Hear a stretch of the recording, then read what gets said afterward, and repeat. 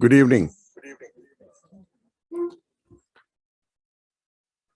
Respected past presidents present here physically and virtually, seniors, Vice President Chirag Doshi, Joint Secretary Anand Bhatia, my colleague, Treasurer Zubin, ladies and gentlemen.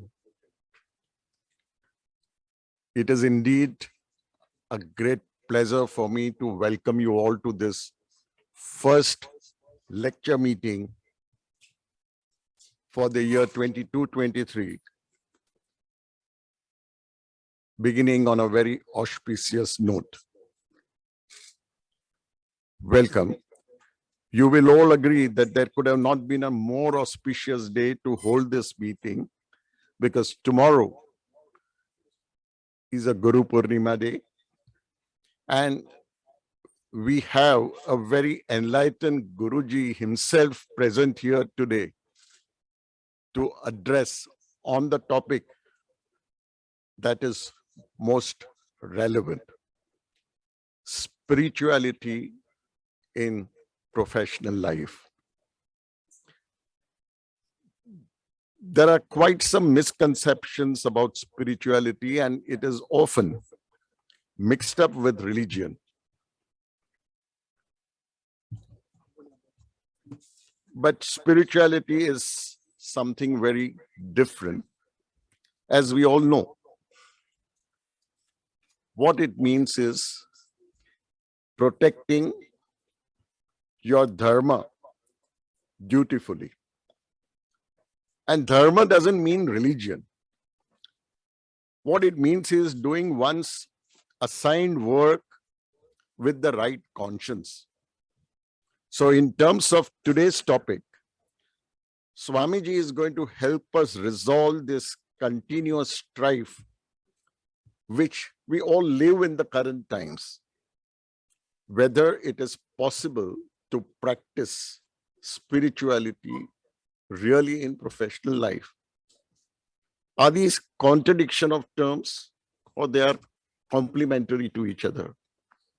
Whether one can have a satisfaction of living a conscientious professional life, practicing one's profession, or does it make it impossible with many temptations to have a quick fix solutions, immediate reaches, and instant success? Swamiji will guide us with these answers.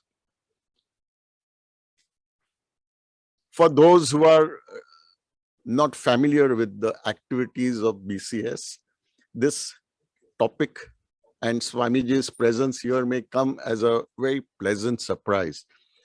But I feel it would be right for me to brief you all on what BCS really stands for.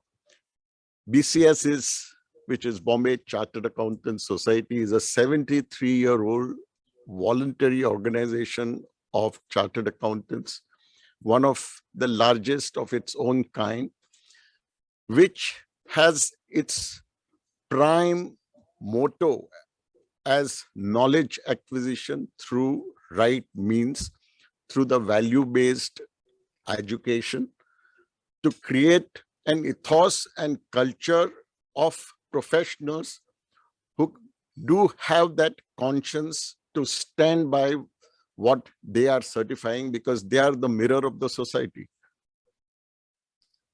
It was established just 6 days after ICI and has more than 8,000 members. Its knowledge dissemination average is about 250,000 man-hours every year.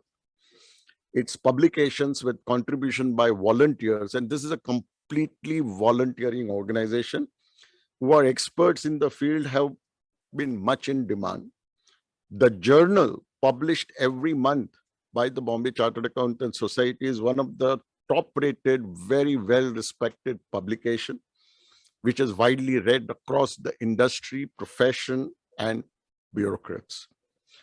BCS, over the years, through its knowledge dissemination, dedicated efforts of the volunteers and networking platform, has been responsible in creating several domain experts and leaders. And I'm very happy some of those leaders who have created these leaders, they are themselves here.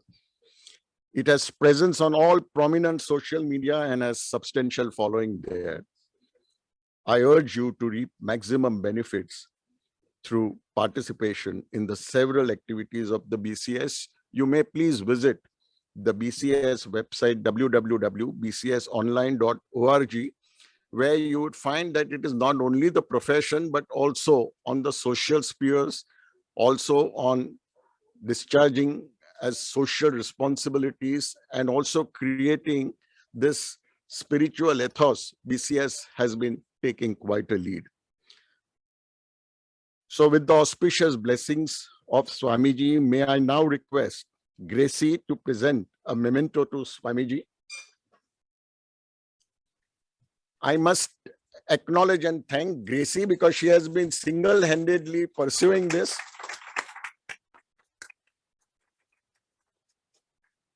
And with the result of her volunteering and efforts, we have presence of Swamiji here. May I also do another pleasant task. Through the very auspicious hands of Swamiji, we have Raman Jokhakar, the editor of BCS, who have completed 5 years of a stellar work which has been acknowledged and respected all across. So may I request Swamiji to present a memento to Raman Jokhakar.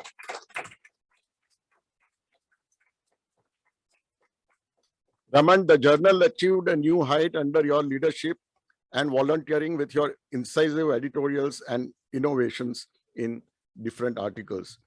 I feel this contribution would not go unnoticed, unacknowledged.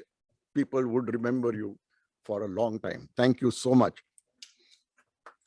So, big hand to Raman. May I now request Chirag to formally introduce Swamiji. Thank you.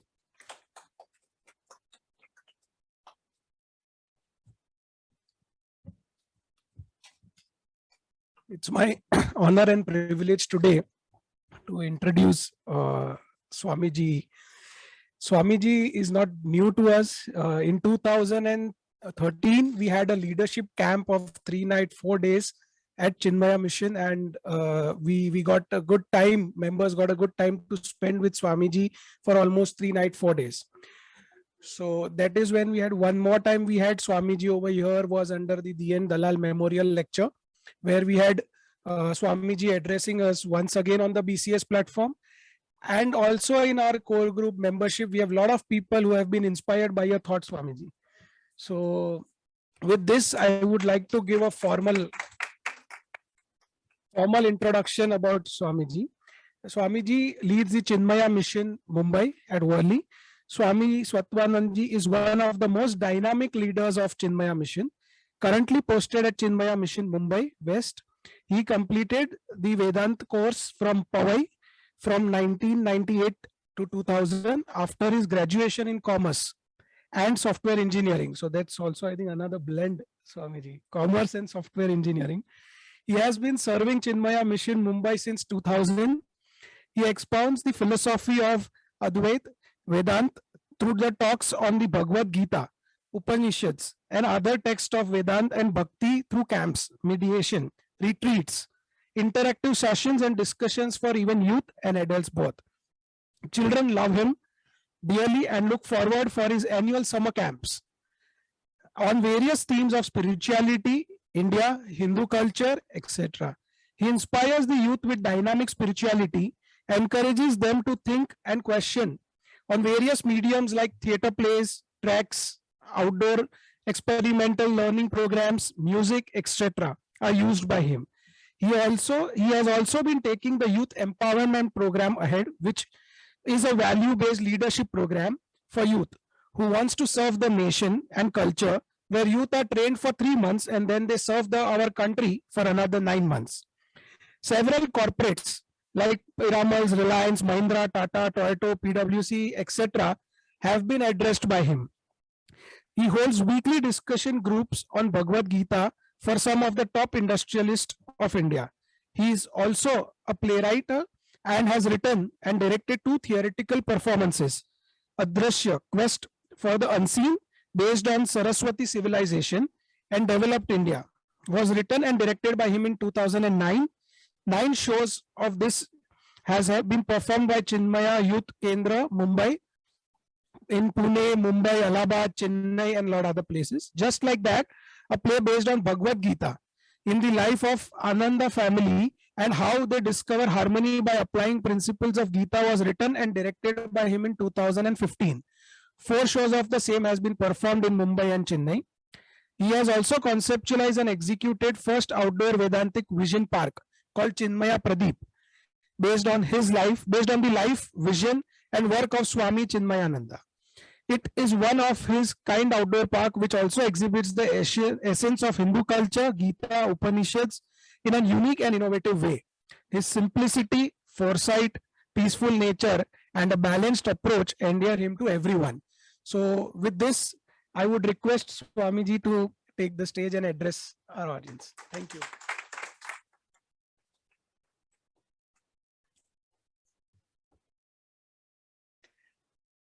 अब ये life है, unpredictable, experiences come one after the other. Swami Chinmayananda ji कहते थे, life is a series of problems and challenges.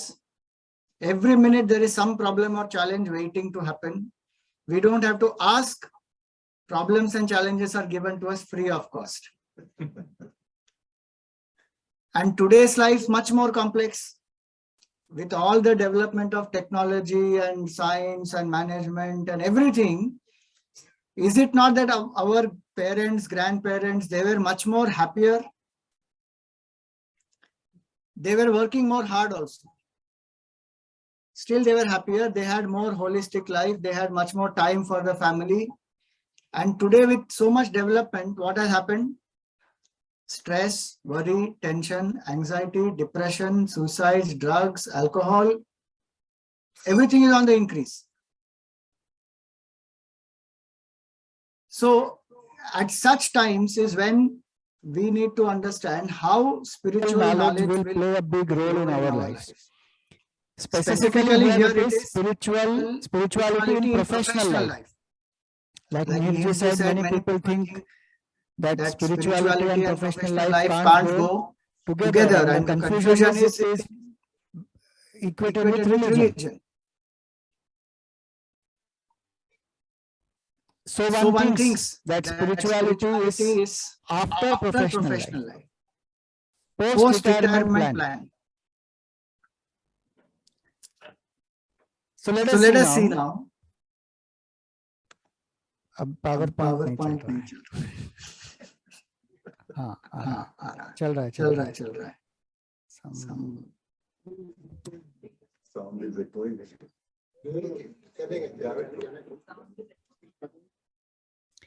So Swami Swatmananda used to say, spirituality is not a way to look at certain things. It is a certain way to look at all things. So it is not limited to religion, rituals, temples, prasad. That is one part of spirituality. So spirituality is a way to look at everything. It's a certain holistic vision of life. And it is not necessary that a person who is spiritual has to be following rites, rituals, etc. They may also follow. If you see in the Gita, it's very interesting. The qualities of a perfect master, Sthita Prajna, qualities of a devotee, qualities of a sannyasi, qualities of a person who has gone beyond the 3 gunas of the mind. In none of these qualities, it is written that that person has to do religious rituals. The qualities of that person are values and certain attitudes in which they live anchored.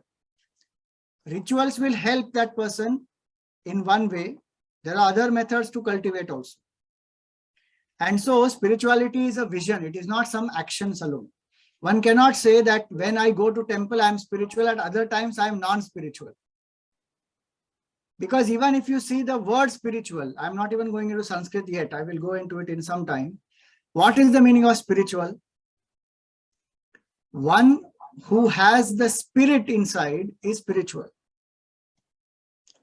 By spirit, I mean the Atma, not any other spirit. Because there are some people who think the more spirit they have, the more spiritual they are. Each of us, are we just a collection of the body, mind, intellect? No, there is a spirit, there is a spark of life in us. That one who is having is a spiritual person. And so that vision that I am not just this finite entity, I am something larger. One who operates out of that, that person is having a holistic vision, and one who operates to live from that awareness, that person is spiritual. So it's a vision of holistic growth and transformation through managing our mind and managing our own life. So it is not divorced from life. It does not tell us to run away. In fact, Arjun wanted to run away. What did Bhagavan tell him? Do your duty. Niyatam kuru karmatvam. And many people think that if I study the Gita, then I will lose interest in life. And some people say, घर में महाभारत मत रखो क्योंकि उस महाभारत रखोगे तो महाभारत हो जाएगी. But they keep so many other killer novels and all kinds of other things in their house. That murders don't happen in their house. Mahabharat रखोगे तो महाभारत पढ़ोगे तो समझ में तो आ जाएगा. How can we learn to live in a dharmic way and prevent wars? So it is not divorced from life, it permeates whole life. That is what Vedanta says. See, I'm talking from Vedanta standpoint. Vedanta doesn't say that only sometime in a day I can be spiritual. Every single thing is influenced by our attitude, and spiritual vision, spiritual attitude, and spiritual action, they all are in alignment. And so it is that from childhood, the samskar of spirituality, when it is there, it helps the person. So it's a subjective science. See, adhi means inside, atma means the self. So adhyatma means the science of the self. Should we not know about ourselves before we go out into the world and start achieving anything? Mukesh Bhai was sharing some points with me about what are certain types of issues that people do face in as CAs. So one of the things he said was that people pass the exam also. To all of you know, those who clear CA, the percentage is so less, the number of people who have to pass, they are very rare breed. Not everybody passes. And sometimes so many attempts and still they don't pass. So there are people who pass and who are practicing successfully, and still they are wondering, what am I doing? What is the purpose of life? Why? Because I came to know many things about a subject, about how to handle, how to audit books, how to reconcile the bank statement. So many things I come to know. But what about my self-audit? Who am I? What is my body, mind, intellect? Why am I here? What is life about? Those things, how will one know? Does the school teach us? Does anybody give us education about how to handle our emotions, our anger, our attachments, how to improve concentration, how to overcome fears, how to get out of inhibitions? Nobody teaches. What is my true potential? Does the school even tell me that? Forget Atma. My Swadharma, who I am, what I am made for. Does the school education tell us that much? One child, he came back from the school. So the daddy asked him, Beta, do you like to go to school? He said, yes, daddy, I like to go to school and I like to come back also. What happens in between, I don't like. How much of information is stuffed into the mind of that child? And that child, if you think about it, small child goes to the school, is so enthusiastic, happy, joyous, bubbling, going with so much energy. After he finishes 20 years of schooling, when he comes out of the college after graduation, how is the mind? Scared, tensed, nervous, job मिलेगा नहीं मिलेगा, अभी COVID situation है and lay off बहुत सारा कर दिया, क्या करेंगे, economy is going through difficulty, wars हो रहा है सब जगह पे, oil prices बढ़ गए, now GST is increasing on basic things more now, अभी क्या होने वाला है कुछ पता नहीं. So much uncertainty, tension, stress. So what did education do? Made me more nervous rather than equipping me with strength. And that's why spiritual knowledge is very, very crucial. Suppose a patient does not take the medicine that the patient has to take. Will that patient recover? Doesn't take the food that one has to take. Will that patient have energy? Each one of us is going through a disease. In Vedanta, we call it as bhavarog. The constant thirst to become something. And no matter what we become, we still feel unhappy, incomplete. Because somebody else is better than me. I want to reach there. Then when I reach there, then somebody else is more better. This rat race goes on. So I read, in the world of rat race, even if you win, you still remain a rat, always afraid of a cat, hiding below a mat. Continuously, this fear, insecurity goes on. Now, how does a person live a life happily?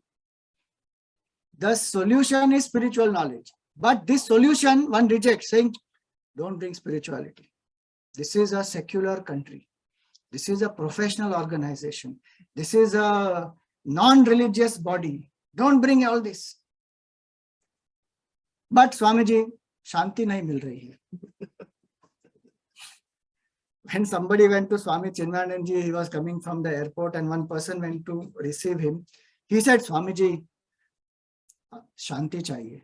And Gurudev was in his wit, in elements. He said, I left her in customs and came just now. You should have told, I would have brought her.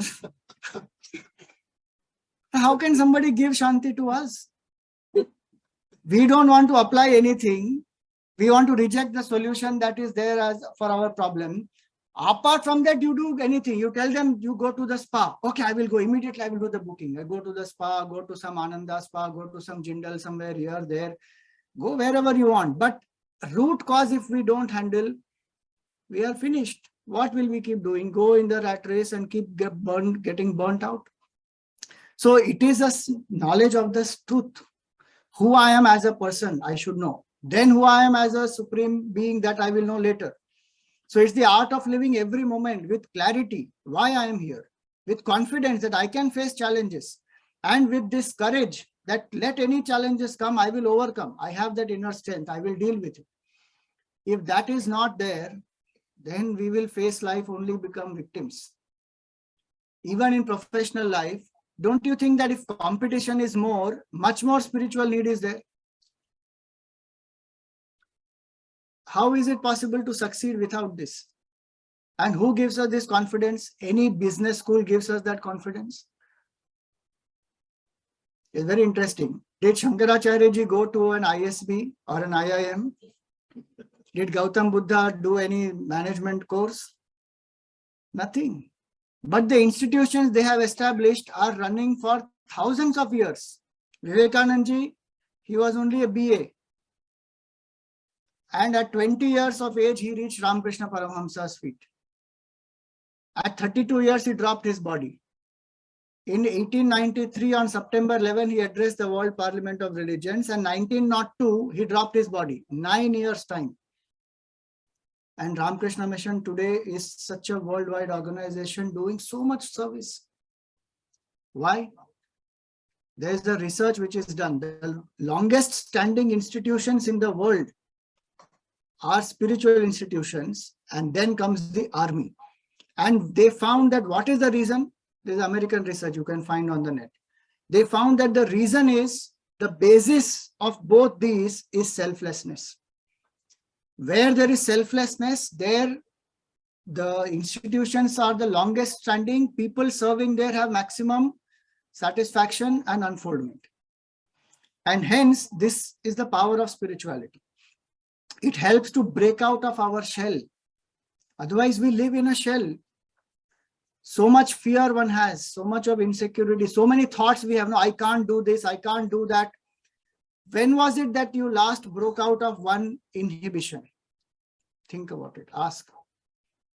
Spirituality tells us to break out of inhibitions, encourages us. Face your fears. Who teaches us to face fears? When fear happens, what happens to us? We run. The first acronym of fear is that. What is it? Forget everything and run. When any problems comes, who has that strength to face directly is a hero. But one wants to pass on the buck to somebody, escape from it, do something else. Arjun was scared. The knowledge that Bhagavan gave him finally made him courageous. That despondent, dejected Arjun in the beginning of the Gita became so dynamic by the end of it. What changed? Did Bhagavan make any change outside? Did he say, भाई अर्जुन तुम आ जाओ, दुर्योधन तुम आ जाओ, out of court settlement हम कुछ तो कर लेते हैं आप दोनों के बीच में, ये वॉर नहीं चाहिए भाई, तुम जरा दुर्योधन को थोड़ा एक्स्ट्रा खिला दो कुछ, तो he can drop the war? Nothing. Bhagavan gave him the knowledge, made him empowered from inside. That is spirituality. It turns us from victims to victors. And everyone can practice it here and now. There is no appropriate time for it. People ask, when should we begin the spiritual knowledge? It should have already been there by now. You know, when one person asked Swamiji, what is the right time for introducing spiritual knowledge for my child? Gurudev said, in the womb. Already you are late. In the womb. In our culture, if you see, when a girl becomes pregnant, they tell her to read the scriptures, be in satsang, keep her mind healthy, happy, because the samskar will influence the child. And hence, one simple exercise here. What do you observe? Those who have been with me and done this exercise, restrain Maun Vrat. Rest of them can say. What do you see? All of you are experts. Fatafat batao. 7 plus 3 is 11. Then 10 into 20, 210. Okay. So how many equations are here? 10. How many are right? How many are wrong? Where does our attention go? 8 are right, 2 are wrong, but our attention goes to wrong. Not that we should not notice. As auditors and as CAs, our job is to identify. But the point is, focus in life has to be more on the positive. Then only one grows.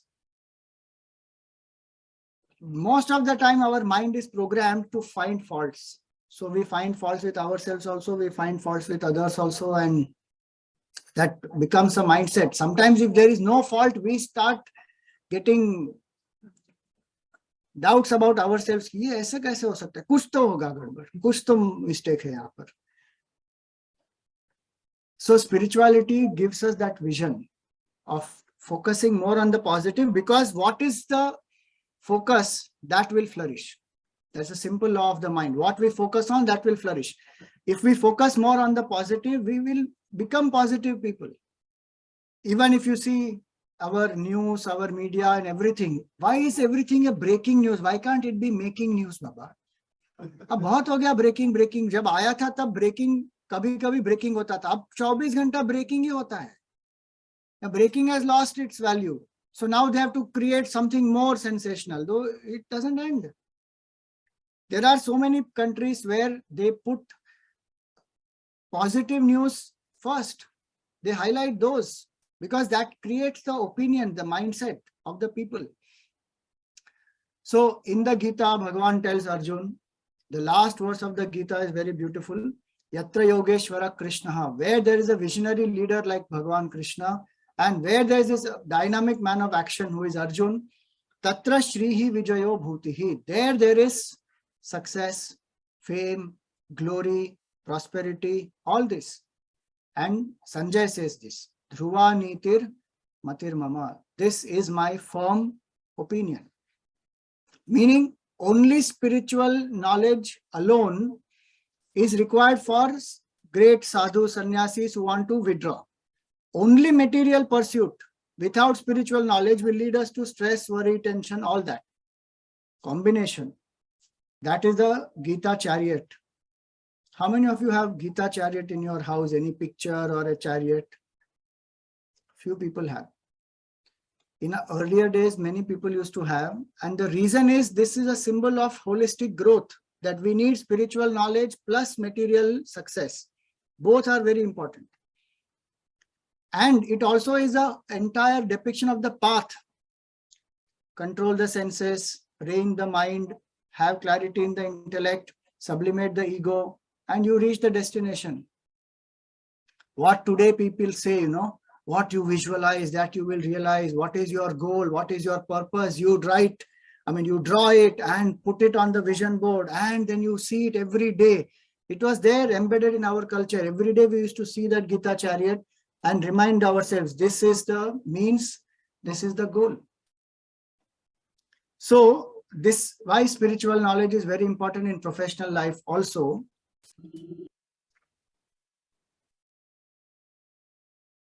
Swami Swatmananda used to say, success is a tribute that life pays to excellence. When we have this excellence of mind, then success will follow, and with success will come happiness. What should come first? Happiness should come first or success should come first? Pakka. There's a excellence is the means. Then it will lead to success. So many times we think when I become successful, then I will become happy. Sean Aker, he did some research of 2,000 people. He's a professor in Harvard, I think. And he wrote a book called The Happiness Advantage. And his entire research is for this much, that when people think that success will lead me to happiness, it is a flawed notion. Happiness will lead to success. If your mind is calm and happy, your performance is better and you will do well and you will naturally succeed and you will enjoy that success. It's a very nice one. His videos also are there on the YouTube, The Happiness Advantage. So based on the Gita, we made this formula. It's called success formula, which again mathematically is a wrong formula. S minus S is equal to S plus S. But I write these formulas and make them wrong because then people wake up. Wrong formula. Otherwise, sometimes in satsang, they nicely sleep. So what is success without stress? We need skill plus strength. Skills everyone has. Each one's skill may differ from person to person, but the inner strength of the mind, inner spiritual strength, holistic growth, that is an important aspect that is common to everyone. If strength is not there, we will go through a lot of stress and worries. One 5-year-old boy, he went to Swamiji and he said, Swamiji, I don't have peace of mind. Swamiji looked at him and said, my dear, when I was 5 years old, I didn't know I have a mind. Just imagine 5-year-old boy saying, Swamiji, I don't have peace of mind. But today's life has become like that. So now we will see how to invoke this strength and the spiritual knowledge in our daily life through a formula called higher. Now, if we want spectacular achievement in life, what we need is spectacular source of inspiration. And so it is important to have what is the source of inspiration. A high goal can be a very, very important tool to inspire us. If our goals are ordinary, only ordinary potential will manifest. That's why Dr. Abdul Kalam said very beautifully, small aim is a crime. Now, when we say small aim, doesn't mean small in terms of targets. And big doesn't mean the huge targets. That is only quantitative, that one may have. But what is important is the intent. One may have a huge goal, target-wise. But if it is only for I, me and myself, is it big or is it small? It is still small. the impact of our work on people. What difference do we make? What is the quality of our attitude? How selfless it is? How much it is in the attitude that I am here to make a difference, I'm here to serve, I'm here to let go of my ego. That makes it big. And so many great masters, they have lived like that. Dr. Abdul Kalam's life itself, if you see, dedicated completely to the country. Came from such humble backgrounds, rose up to become the president, the missile man of India. Such great accomplishments in the same system, which others find it difficult to even survive in that. Being in that same system, the vision that he had for the country, for the youth is amazing. So that is called thinking big, where one thinks beyond oneself for the people, for the country, for the youth, for the development. So in the Gita, the word Parth means that one who aspires for the highest is called Parth, who doesn't settle down for the ordinary. Mediocre, chalta hai.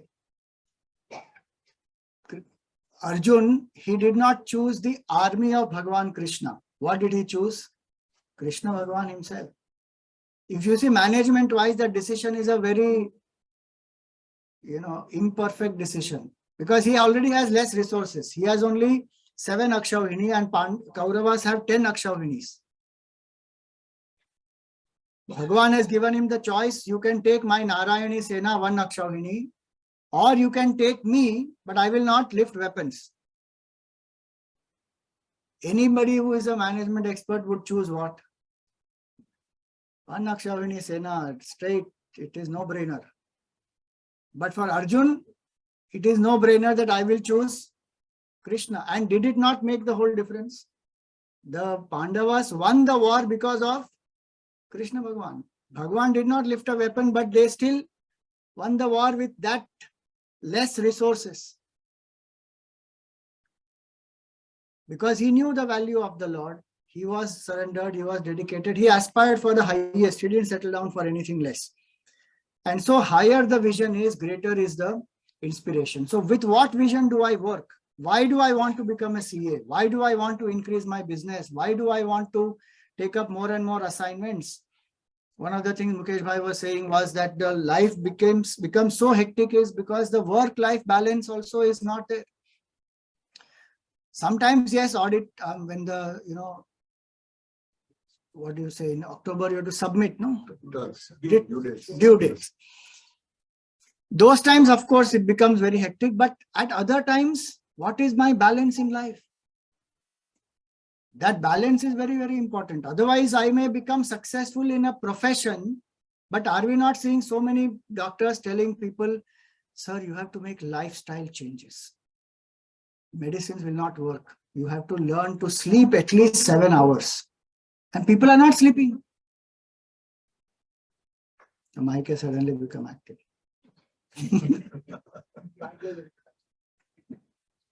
Is mic sound balance not there here? So work-life balance has to happen. So why am I doing what I am doing? That clarity one must have. That's where spirituality comes in. Because otherwise one looks at the society and the pressure is so high that this person is doing this much, that person is going on a vacation for 5 days to Thailand. I can't afford to go to Chennai also, and I can't afford to go here, then there. I need to reach that status. When one goes there, then one finds that somebody else is going somewhere else. It just keeps on going on. So I have to anchor within. And the higher the vision I have, the greater it will become for us. Now, 3 volunteers, quickly. Small exercise we will do. Come on, fast.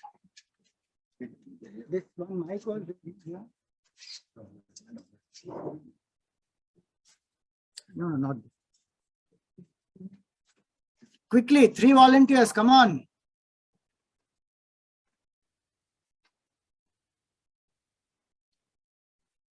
Two are here. One more person. Anyone? I don't have a problem. Mukesh Bhai actually knows the activity also. Very good. Any one person. Okay, the activity is very simple.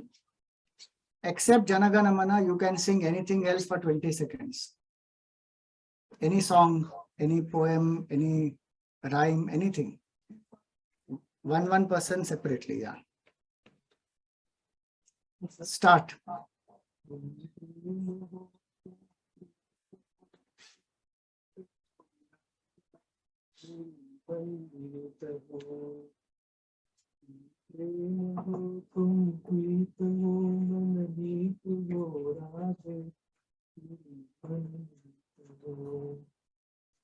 Wonderful.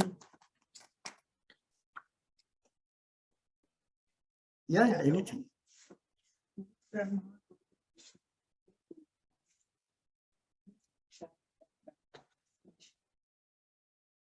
Very good.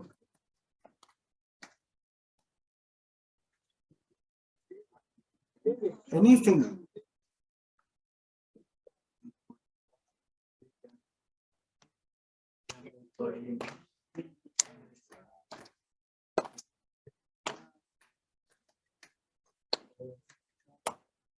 Very good. Thank you.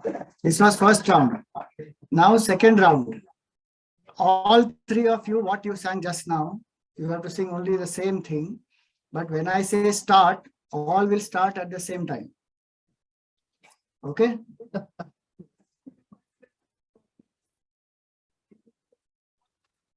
Same time, yes. Until I don't say stop, keep repeating. Ready? 3, 2, 1, start. Loudly.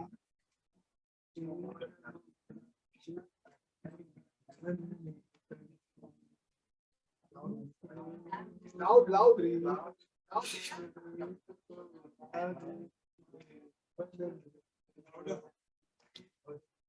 Okay, thank you.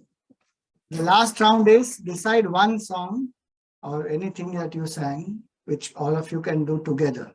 Common one.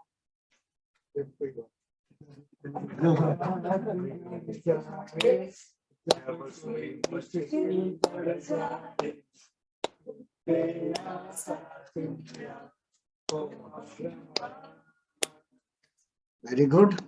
Now, what did you learn from the activity? Why did we do this activity?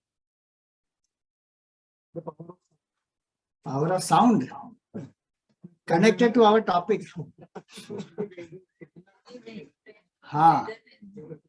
When you are in sync. But which round was more enjoyable? Second round? Chaos. So, thank you very much. Please go ahead. Take your seat. We have 3 equipments, body, mind, and intellect. 3 of them were symbolic of that. And when 3 of them are not aligned or synced in with each other, then no matter how much we have ambition, goals, we do hard work, we may get some results also, but we still feel empty. When these come into alignment, then along with the success, we also experience fulfillment, happiness. So that art of aligning the body, mind, intellect is what spiritual knowledge is all about. Many times our mind is not where our hands are. Our mind is in one place, our hands are in some other place. So right now we are sitting here, but maybe one may be thinking that when I go home, this particular web series I have to watch, and tonight I have to finish it. Maybe I have to do binge watching tonight. I hope this Swamiji finishes fast and on time. So the mind may be thinking, sitting here physically, but the mind is already gone to home. One is resting on the couch and happily enjoying. So what helps us to align this body, mind, intellect? That is the second point, which is in line with my Swadharma. H is for the highest goal. I is for in line with my Swadharma. What am I really made for? The work that I'm doing, do I feel the full involvement? Or I'm doing it just because I have to earn a living? Do I feel joy? Do I feel satisfaction? I'm serving the client. I'm making a difference. I'm trying to see that things are in a righteous way, done properly within the legal framework, all that. So does my work bring that satisfaction to me? What people say, no, do what you love and love what you do. In the Gita, Bhagavan says, Swadharme nidhanam shreyaha paradharmo bhayavaha. To die in one's own swadharma is better than imitating somebody else and doing what we are not made for. Many times it happens that people become CAs, not because they want to become CA, but because family wants. हमारे खानदान में आज तक कोई CA नहीं हुआ, तू पहला है जो बन के दिखाएगा, कुल का दीपक. And then the next child, हमारा भाई भी सीए है, अब तुम भी सीए बनोगे. अरे, continuously then family of CAs only. My sister is a CA by choice, but the point is that if one has done with choice, one feels that yes, this is what I want to do. I feel good, I feel happy, and in this profession, then there is alignment. And that alignment is very important, because if that is not there, one may achieve success, but there will be a lot of frustration. One of the main reasons why so much conflict happens in life is that. Here are two examples. Do you know him? What was he? Successful tennis player. You know, when we were in school, we used to see him playing, and he used to wear the cap ulta and with one earring, you know. And he married whom? Steffi Graf. She is also a very successful tennis player. But what does he write about tennis? You see, I play tennis for a living, even though I hate tennis, hate it with a secreting whole life to something that you hate. Sheer practice, just by practice you become successful. Every day 25,000 balls now he has to play. In the beginning it was because the family was in debt, and his father was an Iranian boxer, and father put him in tennis because more money there. But once the family is out of debt, he can choose to change. 2 times. So he didn't change, he continued whole life. This is written in his autobiography called Open. And then you have another contrasting example is Sachin. When he retired, what did he say? I don't play for records, I love cricket. Last 24 years have been really special for me, and I thoroughly enjoyed my joyful journey. Here in Wankhede, when he retired, what did he do? He walked up to that pitch, bowed down there. And then these are words he said, last 24 years have been really special for me, because one enjoys every moment. And even about him, I don't know if you are aware, he was training to be a bowler first in Dennis Lilly Academy in Chennai. And Dennis Lilly told him, no, you are going to succeed better as a batsman. Shifted. And here one is such a great successful person. So in line with my Swadharma, if I do things, then that emptiness, hollowness, wondering why I'm doing all this, why should I go through so much pressure, why should I follow ethics, the people are not following, let me compromise, all those questions will go. That clarity is very, very important. So being in line with Swadharma. Now here is one very nice video about this, for finding that passion and living that.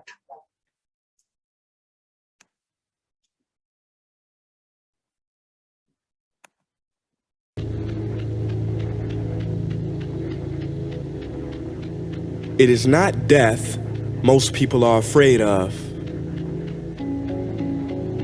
It is getting to the end of life only to realize that you never truly lived. There was a study done, a hospital study, on 100 elderly people facing death close to their last breath. They were asked to reflect about their life's biggest regret. Nearly all of them said they regretted not the things they did, but the things they didn't do, the risks they never took, the dreams they didn't pursue. I ask you, will your last words be, if only I hit, hey, you, wake up. Why do you exist? Life is not meant to simply work, wait for the weekend, and pay rent. No, I don't know much, but I know this. Every person on this earth has a gift. And I apologize to the black community, but I can no longer pretend. Martin Luther King, that man never had a dream. That dream had him. See, people don't choose dreams choose them. So the question I'm getting to is, do you have the courage to grab the dream that picked you, that befits you and grips you? Or will you let it get away and slip through? You know, I learned a fact about airplanes the other day. Now, this was so surprising. See, I was talking to a pilot and he told me that many of his passengers think planes are dangerous to fly in. But he said, actually, it is a lot more dangerous for a plane to stay on the ground. I said, what? Like, how does that sound? Well, he said because on the ground, the plane starts to rust, malfunction, and wear much faster than it ever would if it was in the air. As I walked away, I thought, yeah, makes total sense. Because planes were built to live in the skies, and every person was built to live out the dream they have inside. So it is perhaps the saddest loss to live a life on the ground I'm going to stop without this. ever Because taking you off. can't understand. So basically, he speaks about how people, the research which was done, the regret is not what they have done. The regret is about what they have not done. They have missed out opportunities. And he gives a lot of nice examples that the plane is most at threat, not in the air, but on the ground, because the plane is meant to fly. And if it remains on the ground, it will rust and it will malfunction. So people think that more and more the plane is in the air, then it is more and more risky, an accident and anything can happen. But the fact is, the more it remains on the ground, it is risky. So he says that so many things one has not done in life, where the risk one has not taken, one has not gone out of comfort zone, one has not tried something new, that destroys the potential in us. And spirituality is to help us to do all that, to break out of our inhibitions. So one is profession aspect, in that how much I can become more competent, more successful, more selfless. And the other is, as an individual, what have I done to become a better person, overcoming my fears, my insecurities. That is what is the balance that one has to strike. So I is in line with Swadharma and my Dharma. So there may be somebody who is anchoring in Swadharma. Like see, Duryodhana also is Kshatriya, Arjuna also is Kshatriya. Both are anchored in Swadharma, but Duryodhana is not anchored in Dharma. So I may do what I'm made for, but I may do it with unethical practices and principles. Anchoring in Dharma is very, very important. So Dharma is duty, righteousness, values, ethics. And if these things are not followed, it will lead to a lot of confusion and chaos in individual life also and in the collective life also. Don't we see that happening? So many multi-crore scams that happen. Many times who are held responsible for it? The person who has done that fraud is there, but the auditor and those firms are also held responsible or not. Why? Because somewhere there would have been some compromise from both sides. And then the individual also goes through suffering and the society also goes through. Why? Because Dharma was not practiced. So it's very important that one anchors in Dharma. There may be very different situations where one feels that, you know, if I don't do, somebody else will do this. So I have to compromise, I will be replaced. You know, ye sab chalta hai, ye to it's a part of the game. But then there is consequences to pay for it. No, Swami, jab pakda jayenge tab dekhenge, tab tak to sab achhe se chal raha hai na. There's the argument that people give. So the question is, we follow Dharma for whose sake? See, this may sound theoretical, but it has a lot of practical implications, and we have to see the big picture. We can't go by immediate gratification alone. You know, in Mahabharata, this very powerful instance comes where Yudhishthir is being fired by all the 4 Pandavas and Draupadi when they are in the forest, when they lose in the second game of dice and they have to go to forest. So when they are in the forest, as soon as they reach there, they left the city, etc., and they have come into the forest. Bhim is angry, Arjun is angry, Draupadi scolds Yudhishthir saying, are you even a man? Does your blood not boil? Why are you following these conditions, you know, that were laid for the dice? And you have accepted now that we have to be in forest for 12 years and 1 year of incognito, and there if they are exposed, then again the cycle will repeat.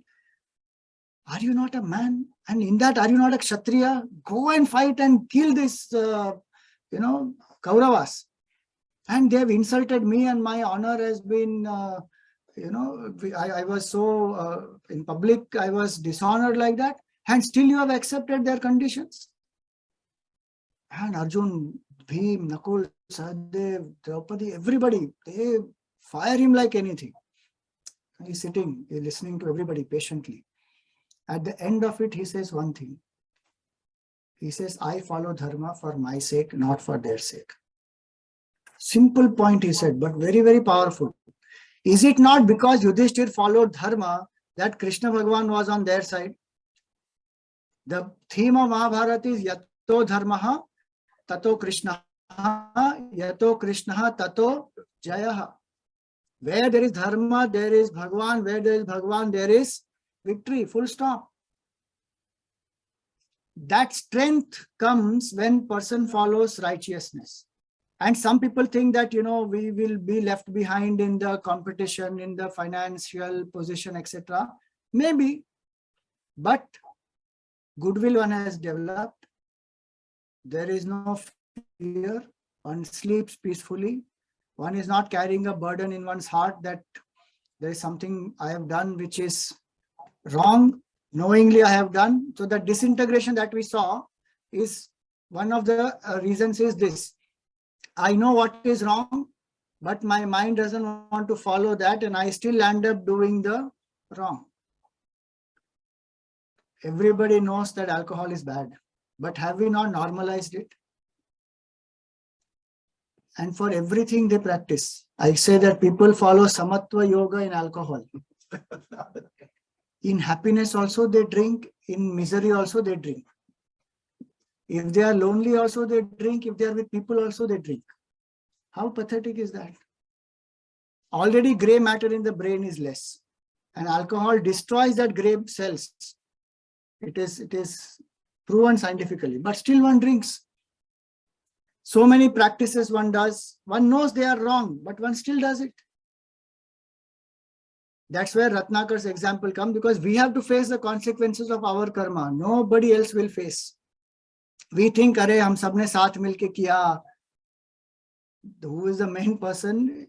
That person has to face the whole thing alone. That time nobody will come to our rescue. When Ratnakar asked his family, "I'm doing all this for you, will you help? Will you share the sin?" What did they say? "We will not, you have to do it by yourself." What did he feel at that point in time? He felt, if my karma I have to only face, why am I doing this? See, this point, if it goes deep into my mind, ethics have a place only because of karma. If karma does not work, ethics there's no use of ethics. And people think that karma does not work. It's only a theory cooked up by the Hindus. Karma is cause and effect. Whether you believe it or not, it will work. And we see now so many people at such top positions, they go and then they get stuck. Entire lifetime's hard work is finished in one experience. I forget the name of that person, gentleman. Rajat, somebody in America. Rajat Gupta, na? McKinsey. Dream life, huh? And for insider trading, he was caught, jailed. Now, why? Because the mind feels at certain position when I have got, I can get away with anything. Or this much I can do, nobody will notice. That is the trick the mind plays. If one knows that my karma I have to face, there is nobody else with me. What did Ratnakar go and tell Naradji? Did he say, Naradji, let us strike a deal? Whatever I am doing, uska 2% आपके आश्रम को CSR में हम दे देंगे. ले जाओ. Corporate social responsibility. He didn't say that. What did he say? He said, please teach me how do I transform myself. I want to move from adharma to dharma. And there he became from Ratnakar to Valmiki. So that if one remembers that I must follow my swadharma and I must be anchored in dharma. So dharma gives us that inner strength, harmony, peace, happiness. And we set good examples for our children, the next generation, and we leave the world in a better place. Otherwise, the world we came into, when we leave, we are leaving it much more corrupt. What will the next generation do? Will they be happy with this kind of a world? So that is something that one has to think, and these things only individually it has to happen. If somebody says, Swamiji, let everybody change, I will also change. It will not work. You change and then the world around will change. Now here I am quoting somebody who is a corporate trainer, very successful person. I don't know if you know him, very, very popular, Simon Sinek. He is a motivational speaker in the corporate world, trains lots of companies. Beautiful line he said, you see, it is better to endure the discomfort of the truth now than to suffer the discomfort of the lie later. Very powerful words these are. Success must be dharmic. If that is not dharmic, it will lead to a lot of problems. It just postpone trouble. And that when it comes postponed, it comes with much more force. So if there is a conflict between dharma and adharma, the wise person will choose dharma, even if it appears to be a decision which is, a loss-making decision. Dharma, when one chooses, it will never be a loss. Adharma, how much ever profitable it appears, will always be landing us in trouble. So H is for highest goal, I is for in line with swadharma and dharma, G is for greater fortitude. When we have higher goals, when we want to achieve great things, it will also bring great obstacles on the way. It's not easy. But when those obstacles come, the fortitude is important. That is called dhriti, the ability not to give up. Because obstacles, when they come, people get scared, and when we stop. There is no goal worth achieving where there are no obstacles on the way. One has to face those obstacles. How will one face? The motivation comes from my conviction that why I want that higher goal, why that is important to me. Once I'm convinced that this is important, then I will do what it requires. So have faith in yourself, have faith in the higher. Here right now I can't show that video, but maybe later on you can check on the YouTube. There's a beautiful video of Jack Ma and how much he failed. 10 times he applied for Harvard and he was rejected.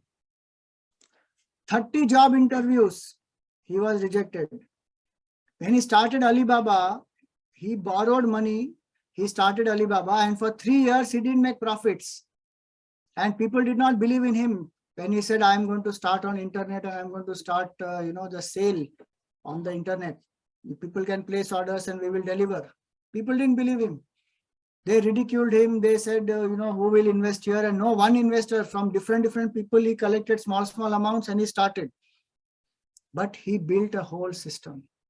And he says that I learned, and I used to continuously learn new things, new ideas.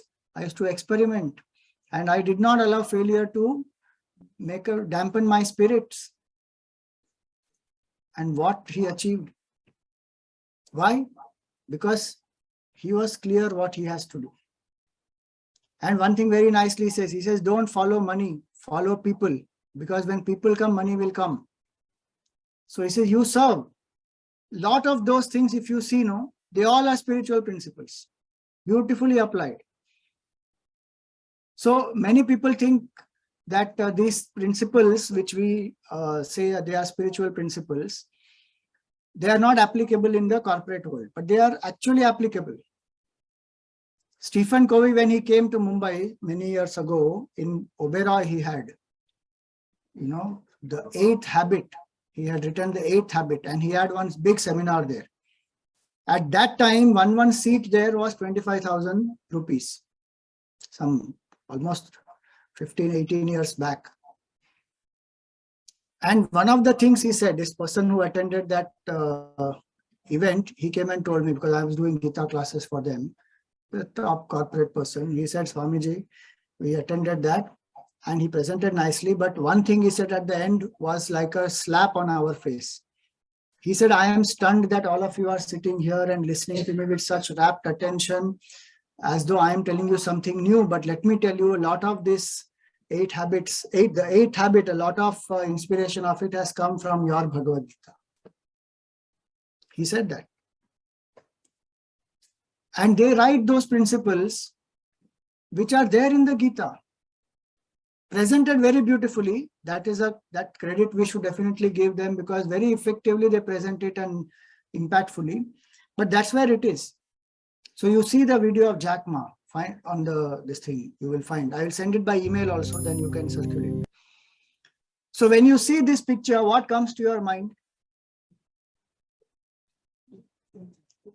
Puja, yajna, ritual, anything else? Fire, energy, prayer, ahutis. Do we ever connect this with any corporate world? In the Gita, Bhagavan says, what is yajna? It is teamwork. What was a yajna? People come together for a common selfless cause, sinking their differences, bringing whatever they can. Cooperatively, they work in harmony for a common goal. That is yajna bhavana. And dedicated for not individual benefit, for society. Everyone works with that yajna spirit. So that is called the yajna bhavana, and working together as a team. So that is the next point to understand, and that is H is for a happy team. Can individual alone achieve everything?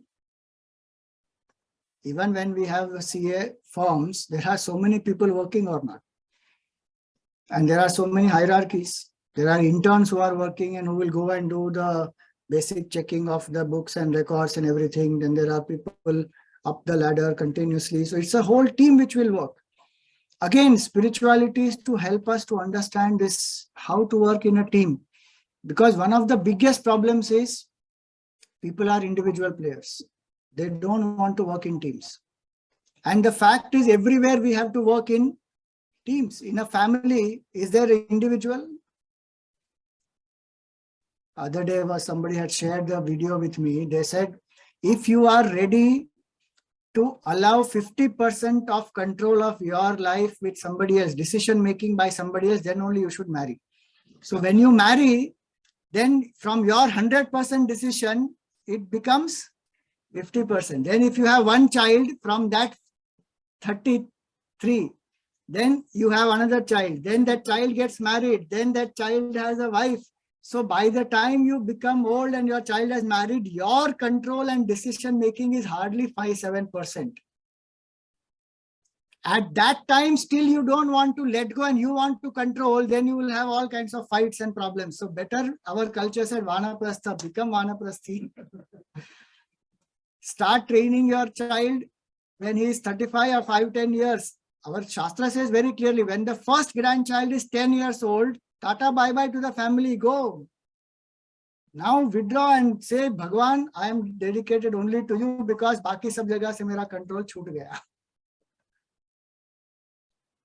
How much control we will want for how much time?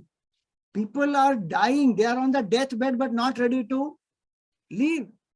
Still the chabi is there here only. And that daughter-in-law goes on saying, when the chabi will come to me? How sad is that?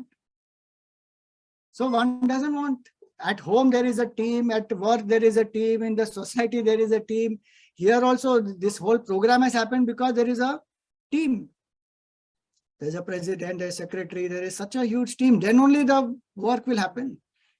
But teamwork, does anybody teach? At least in our school, till when I was studying, so they only give projects. And in that project, they think that people will come together and work. But they don't teach how to work together. And people have fights, conflicts, how to resolve, how to forgive. None of that. So togetherness is the strength. And that's what Stephen Covey says, neither dependence nor independence, but interdependence.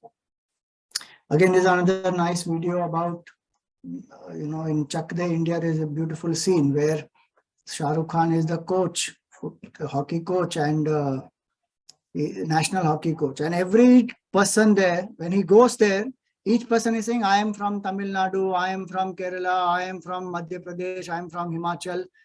And he rejects all of them. Then somebody says, I am from India. Then he says, say loudly, what? He says, I am from India. He says, that is what I can hear. I can't hear names of states. So if you are here for India, then you stay here and work for India, not for the states, not for the railway flat, or not for anything else. So that if one remembers that what is my purpose, then that will happen. The teamwork will be there together when there's common purpose and everybody aligns to that, works for that common purpose. What is our common purpose? If one works as a CA, what do you think can be the common purpose? Nation building? Okay. But do you believe in that, or you are saying because it is supposed to be nation building? Transparency. Okay.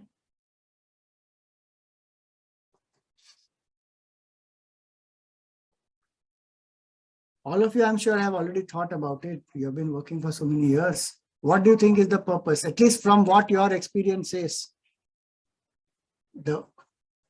Bring forth the truth. So that is a very important purpose. Bring forth the truth. And then if that happens, then we create a society which is based on truth. And what is false has to get exposed and punished. Today I was taking Bhagavad class in the morning. In that Raja Prithu, it is said about him that he is a great king because those who are adharmic are punished in his kingdom. Those who are dharmic are encouraged in his kingdom. That's a simple line there. But so many places ulta only happens. No? Adharmic forces get away. Dharmic forces are scared. So happy team means that when alignment happens to the main purpose.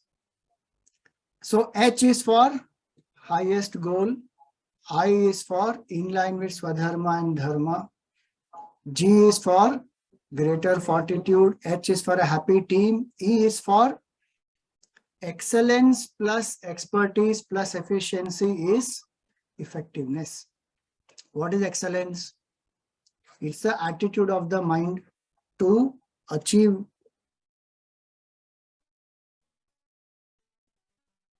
without compromise the knowledge, the skill, the specific domain of mind. And then efficiency is the application of excellence and expertise in action. Then there is effectiveness. This is from the Gita, where Bhagavan says, Karmasu, because with our potential. It will ensure that what we know, how we feel, what we do is in alignment. So excellence to efficiency, one of the things that is important in this is to do one thing at a time. So excellence is about the quality, expert is the skill, and efficiency is the application, what we discussed. So this happens when we learn to do everything with focus. Many people encourage this multitasking. They write in their resume, I'm a multitasker. I'm very good at multitasking. But today it is proved that multitasking is a myth. It is not real. It is Because there's nothing called multitasking. There is only switch tasking. If I'm seeing the TV and eating food, I am switching my attention between seeing and eating. If I'm putting on the music and doing something, my attention will switch. Now something goes on in the background and it motivates me to perform better. So music is actually one exception to multitasking. But other things, the mind will keep switching. And so it is said here that do one thing at a time. Anything less than full attention is simply irresponsible. And psychology proves that 3 hours of multitasking is equal to 1 hour of focus. We don't save time at all. We think that we save time. We actually spend more time, we have more error, and we enjoy less. Think about it, if you enjoyed your ice cream just by yourself versus eating that ice cream while watching something, which one will have a better experience? When you enjoy by yourself. So that's why one should ask oneself, what are the tasks that I'm doing simultaneously? And resolve that I can do one by one. At least one task in a day that you have been doing as a multitasking, stop that. Suppose you are eating food, always watching television. Maybe if you are doing that 3 times a day, at least do one meal have without any distraction. Other 2, okay, you watch still. You will see the difference slowly.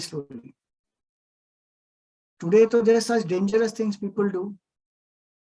Putting on the Bluetooth headphone and then they are talking and they are driving the vehicle. Baapre. No, Swamiji, we are expert drivers. And one little error in judgment. And are those conversations always objective conversations?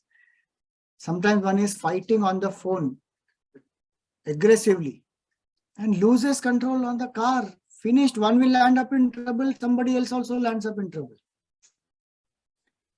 So eat while you eat, drive without distraction, work with focus. So many people, if you see their computer when they are working, chat window is coming up, email is coming up, some internet thing is coming up, and something keeps on happening. And in between that, they are doing some work and shifting between this document, that process, this printing, that thing. How will one do? Psychologically also, we spend more time. So exercise with attention. It is said, those who exercise with focus on the breath, they burn more fat percentage. Do you know that? It's very interesting. People say, no, I'm going to sweat it out and, exercise.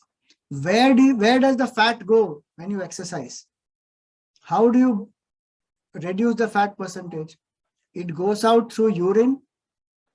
It goes out through the sweat and it comes out through the air we breathe. Maximum comes out through the air we breathe.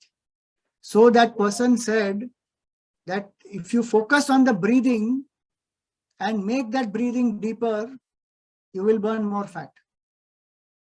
And actually, when you do exercise, you're supposed to pay attention to which part of the body is getting exercise. So if I'm lifting weights, if my biceps, triceps, I'm trying to, shape them, my mental attention has to be on that.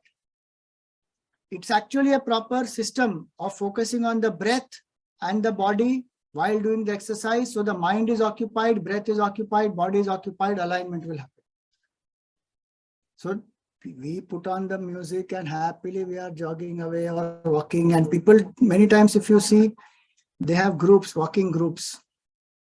Happily they are walking, talking casually, morning walk, nothing will happen with that. Only walking, general walking we are doing. No exercise benefit will come. Because for that you have to maintain a certain speed. Focus on the breathing. So exercise with attention, stop notifications on the computer, all these things. Again, this is a video I'll have to skip. So Swami Swatmananda says, few people are tired of work, majority is tired by the very thought of work. Itna kaam baki hai. Chalo chai pe ke aate hain. Why people have Monday morning blues? After finishing their relaxation in the weekend, now they have Monday morning blue. Why? Kitna kaam hai. And then one is waiting for weekend. When will weekend come? When will weekend come? Because the thought of work only tires. If a person loves their job, thought of work will not tire. Swami Swatmananda used to work 18 to 20 hours a day. And he spoke on the Gita for 42 years every evening. He never got tired of speaking on the Gita. And nobody had to tell him, come on, Swamiji, you can do it today. You can go on the stage and you can kill it. Come on, do it. No need of any extra motivation, nothing. Happily he goes. Why? Because he's inspired by that work. The thought of work doesn't tire. Thought of work inspires. Why do we get tired? Because our energy is gone in the past and the future. Where are we here? Who teaches us to be in the present? Spiritual knowledge teaches us. Be here and now. So many places, all these things, are applications of spirituality in simple ways in our daily life. Professional life also will become more happier and satisfying. So be in the moment. How do we do that? So many techniques. Learn to do deep breathing. Like we have a coffee break, one can take a breath break or a mantra break. Every 1 hour, sit for 1 minute quietly and just focus on the breathing. It will relax the body. It will improve the efficiency. When our eyes are open, the entire body is in alert mode. Just closing the eyes, even if you don't do any deep breathing, just close the eyes for half a minute or 1 minute. Whole body system will relax. It's so powerful. And if one does every 1 hour, if you are working 18 hours, already you got 18 minutes of rest while working. And you see the efficiency will also increase. When the mind is disturbed, invoke logical brain first, this frontal lobe. So psychologically they say amygdala hijack happens, and so we should learn to invoke the frontal lobe. So do anything which will be logical, or count from 50 to 1, do some Sudoku, any logical puzzle you solve.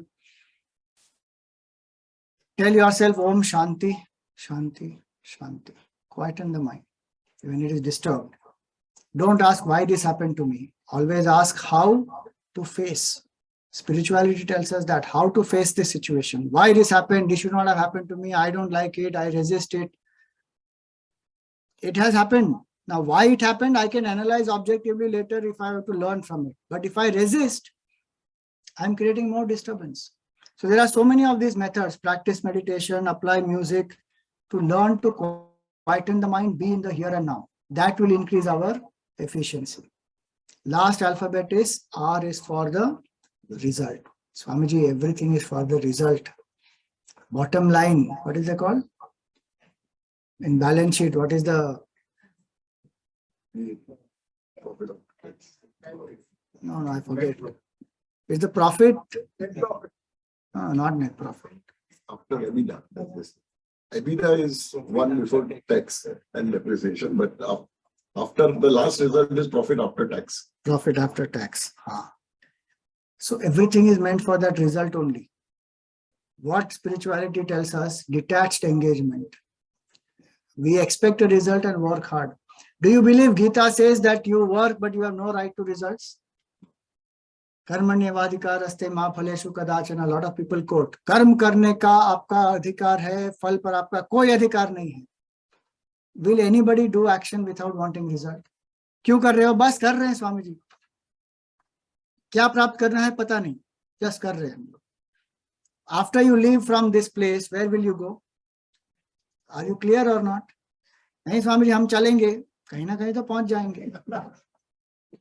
Does anybody say that? Nobody says that. Did Krishna Bhagwan fight the Mahabharat war saying, chalo jo jeetega dekha jayega? Or did he have a proper focus? Ki dharma has to win. His purpose of avatar is what? Chalo sair karke aayenge. Yada yada hi dharmasya glane bhavati bharata abhyuthanam adharmasya tadatmanam Sajamyam. He came to restore Dharma. Dharma samsthapanarthaya. Will that Bhagwan tell ki are tum karm karo par phal ki chinta mat karo? No, expect a result and work hard, but also learn to accept the results. That is what spiritual life is. Do the best and leave the rest. So be focused on the process, but don't get anxious about the result. That is a very, very important aspect. So much of anxiety today is because of attachment to result. How many young people get into drugs, suicide, depression? Why? Result didn't come. One defines one's life with the results. What Vedanta tells us, let your actions define your life, not your results. Because results are byproduct of action. Which is better, action or result? Action is the cause, result is the effect. Result is a byproduct actually. Am I focused more on the process or on the effect and the byproduct? Even if I did not get the result that I want, have I not grown as a person? Have I not learned so many things? Am I not wiser than before? How can I say that everything went for a waste just because the result, particular result did not come? That is our limited thinking. This is how spirituality broadens our vision. And do you know, maximum growth happens because people fail. You do the research, you see the research on Google, is very amazing. When people become successful, there are more chances of taking a back seat and becoming complacent. But when they fail, they start finding out, why did I fail? What went wrong? How can I improve? What can I do differently? So their mind is more active when they fail. And one interesting research is, if you fail often, and if you make that failure as a part of your life, failure will stop affecting you anymore. And that is why it is very important that if from childhood, when someone fails, they should not be condemned, or they should not be told that they are dumb. They should be taught, how much did you learn from it? And you failed, so what? A small child falls. Does one condemn the child? What does the child do? One gets up, starts walking. It is normal, no? So many times we make mistakes in life, we will fail. So what? But how much we have made, the premium on success we have given is so much more, and the stigma associated with failure is so high that people are scared to fail. So they don't take risks. They don't want to do things. They do not explore because the fear of failure, so much fear of failure is there inside. So many people will not attempt for the second time because first time they have failed. Once in a relationship, heartbroken, then my trust in love has shaken up. I don't have any faith anymore. I can't love anybody anymore. Why? One person broke your heart. Such a brittle heart you have that you cannot trust anybody anymore. At that moment, one feels sad, one has certain emotional reactions, but get over it. But how much one does? Same way in career, same way in school, same way in marks, everywhere.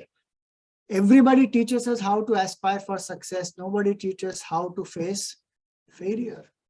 And failure does not mean I am a failure. Today, people brand themselves and talk to others also like that. You are a loser. What do you mean you are a loser? Why? Because they say you are a winner, you are a loser. What does Vedanta tell us? Be balanced in success and failure. Because success does not make you any greater and failure does not make you any lesser, inferior. But that's where it is. That's why I say spiritual knowledge is so important. Because if we learn all these things in childhood, how much more equipped we are. Failure has become a part of life. So what if I failed? Okay. No stigma associated, just a normal event. How we eat food daily. It is just a part of daily life, no? We get up in the morning, we eat food, we take bath, we brush our teeth, we go to work, we travel, we drive. So normal it is. Failure also has to become normalized. It's a part of life. it will happen. That if we learn, so much more we can achieve in life, and real exploration of life can happen only then. Otherwise, like he said, that video he was saying, the regret is not what they have done, but the regret is what is not done. And how much parents are protective about children. No, why do you want to take that? What if you fail? Where is your stability in career? All that one thinks, no? Let them make their mistakes. No, what is wrong? So accept the results with humility, contentment, and cheerfulness. So what are the 6 things? H for highest goal. I for in line with Swadharma and Dharma. G for greater fortitude. H for happy team. E for excellence, efficiency. R for result acceptance.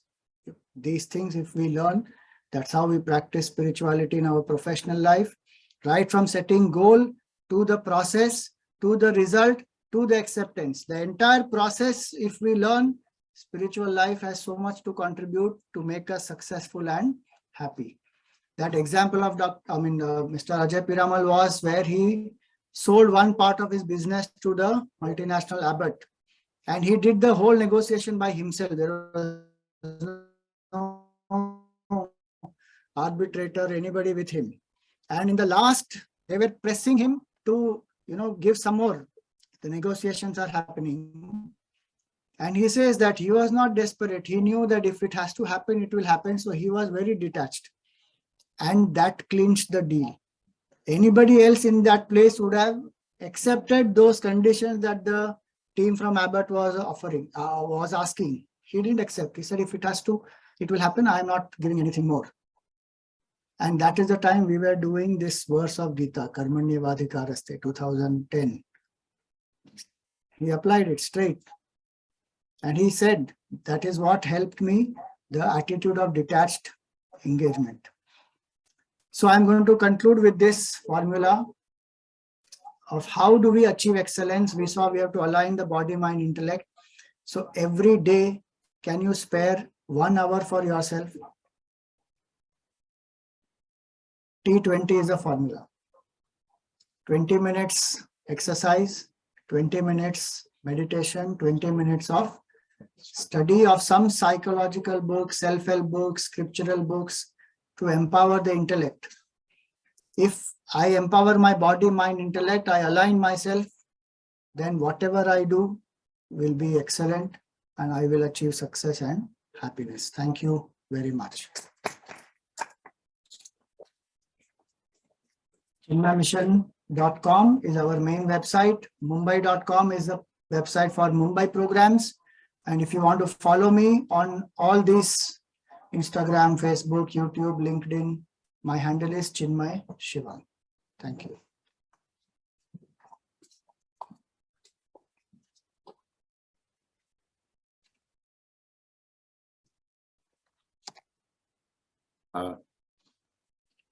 I think we have time for 1 or 2 questions in case if anybody has questions, but not more than 2 for sure.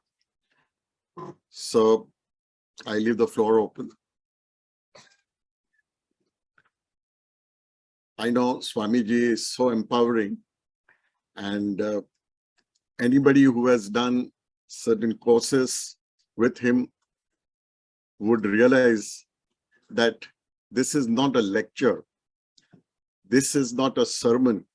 This is something which you get as a very rare pearl of wisdom, where you dive into your own self to realize what is it that one really has to explore to get that peace, tranquility, and happiness for which we are all born as humans. Very unconsciously, by some stroke of providence, spirituality was actually demonstrated and practiced during this 1.5 hours, as you might have observed. Because this is about accepting things, accepting that there could be challenges, there could be cacophony of different sounds that trouble you, to get into different directions. And sound was real because there were multiple sounds. But what did Swamiji do? He accepted it with grace, and by some very strange coincidence, this transcended and permeated in every soul and body sitting here. Nobody was agitated. Everybody, instead of looking at the fault, was looking at how they could probably be a part of the solution. I believe this is the ultimate spirituality that we are talking about. Before I request Chirag for a formal vote of thanks, we have one very nice practice of an instant photograph. I know instant is not something which spirituality talks about, but this is a memory only.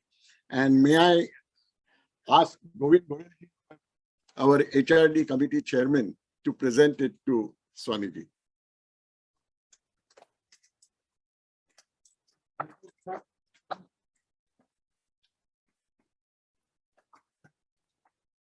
May I ask Mukesh Trivedi to give a formal vote of thanks? I must mention here, Mukesh has been a pillar of strength, not because he's just a friend of mine, but for this entire exercise. Once Gracie really, volunteered, Mukesh has been at the backbone. He has been, the person who has been coordinating. And thank you, Mukesh, for all your help. Okay.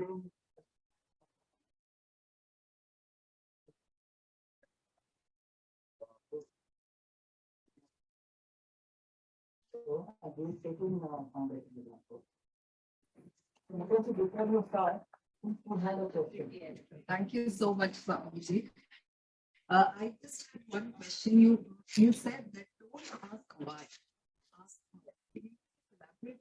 When something has happened, suppose an accident happens, or a business loss, or a heart attack, anything happens, it's natural that our mind feels very disturbed, agitated, and sometimes we believe that we don't reflect it and why it has happened to us, it's unfair. So the mind is in a resistance mode. Now the more it is in a resistance mode, the reactions will be such that objective decisions will not happen at that point in time. And when it's going to think that why this happened to me, I will not identify the cause properly. So at that point, from why to how, now this has happened, a heartbreak has happened, loss has happened, now what can I do?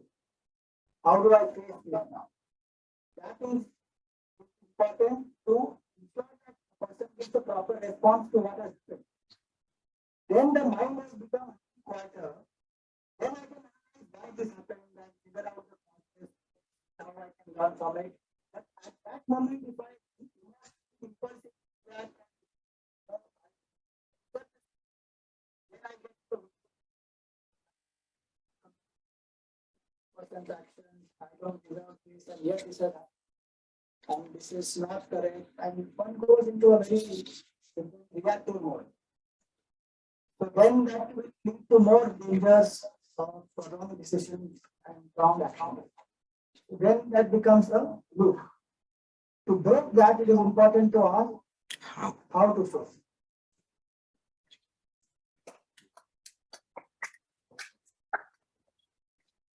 Any other question? Yeah, please. You mentioned on the last slide, expect and accept. Acceptance is understood. Can you explain on expect? Every action is motivated by some desire. There can be no action without a desire. And the expectation will be there that I want to achieve that thing. That if everyone has come here today, there is some expectation now that someone will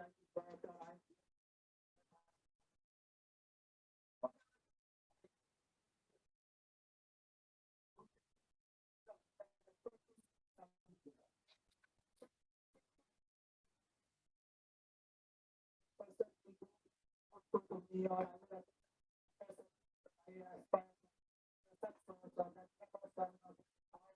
expect to achieve in certain time.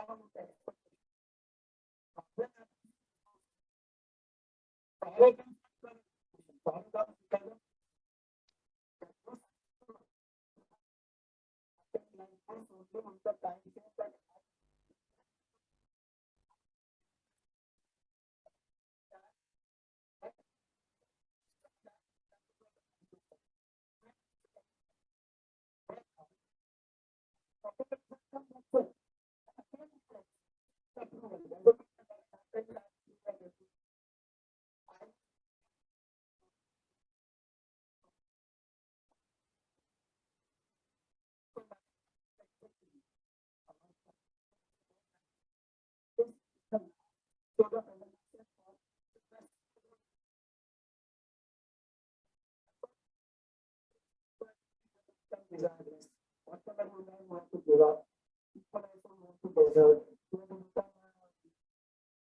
Person who is from every bright time, somewhere in solitude, so one obstacle.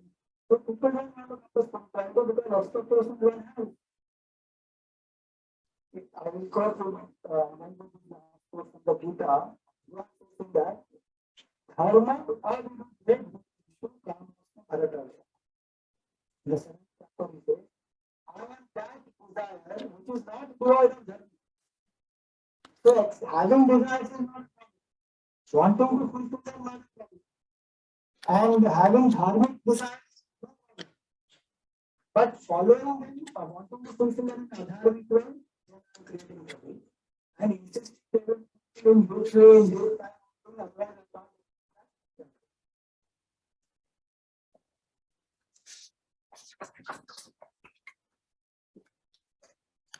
family of Bombay Charitable Society and Chinmaya Mission.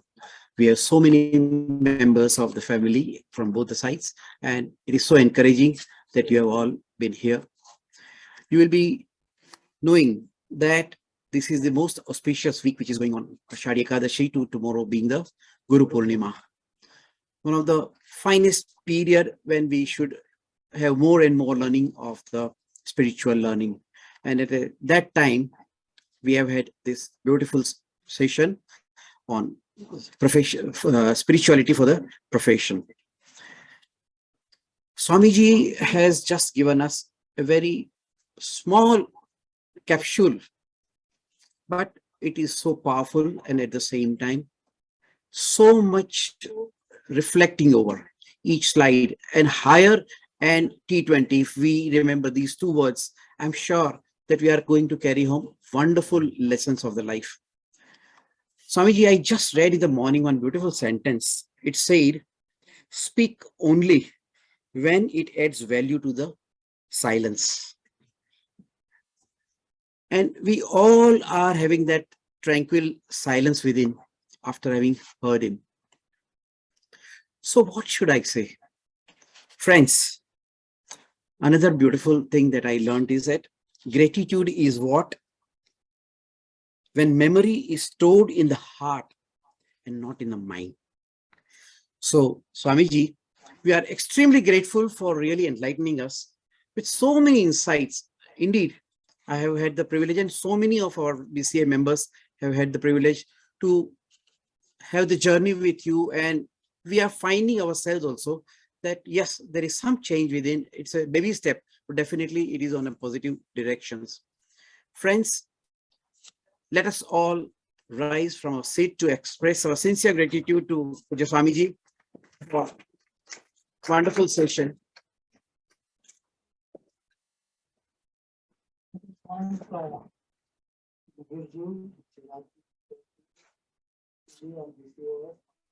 opportunity. And as he said, you know, this is the first experience I'm having where I'm listening to my wife's back voice.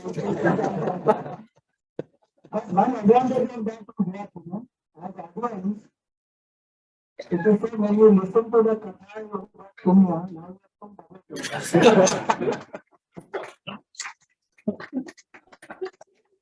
have Friends, I have just missed to put important announcements about the programs conducted by BCAs. Tomorrow, for the students, there is a very important program on filing of returns, income tax returns, because now the season is of the filing of the return. Yeah, it's for members only. Yeah. So at that, we have Jankana Thakkar and Utsav Shah, who are going to guide us through what are the intricacies and how we should take the precautions while filing the return and all. Then the International Tax Conference is to start from 4th of September or 4th of August till 7th of August. Tree plantation. Swamiji, you will be happy to note that under the Human Resource Committee and all, every year there is a program of various types of charitable or philanthropic activity. One of the program is that in the scarcity of the place of Dharampur area, regularly we have been having the plantation of the tree. And thanks to Rashmin Bhai, who has been our most inspiring person, that this particular program is happening. So it is on 13th and 14th of August. And workshop on process automation under GST is on the 10th of September. With this, friends, I would also like to express sincere thanks to each one of you who have been present here in person, as well as those who are online attending this particular. And today the tone is set for the whole year, where the spirituality will be in the center and all the activities will be carried over. Let us wish everyone all the best to the new team and have a wonderful time. Thank you for giving us the opportunity. Thank you.